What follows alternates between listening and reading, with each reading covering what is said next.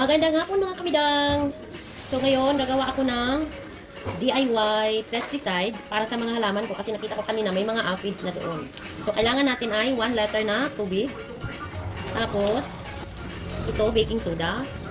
Maglagay tayo ng isang kutsara. Isang kutsarang baking soda.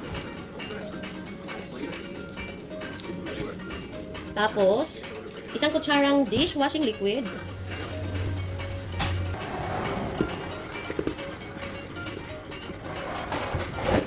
At isang kutsarang cooking oil.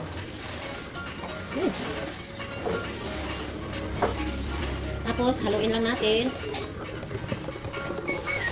Bakit tayo gagamit ng cooking oil? Para ito ay didikit doon sa dahon ng halaman na pag-i-sprayan natin. So, kailangan din natin itong spray bottle para mamaya spray natin doon sa mga... So, haluin lang mabuti hanggang sa ma-dissolve na yung dishwashing liquid at saka yung baking soda. So, ito. Okay. Tapos, tayo na.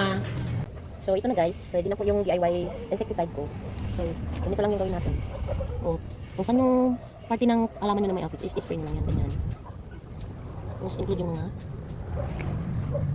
isalin nyo na lahat ng mga dahon kasi yung iba kasi lilipat yan sa ibang dahon. Tapos, So, yung frequency ng treatment niya is every 3 days. So, sana'y nakatulong ito sa lahat ng mga plantita. Ito po si Armidang Plantita. Thank you.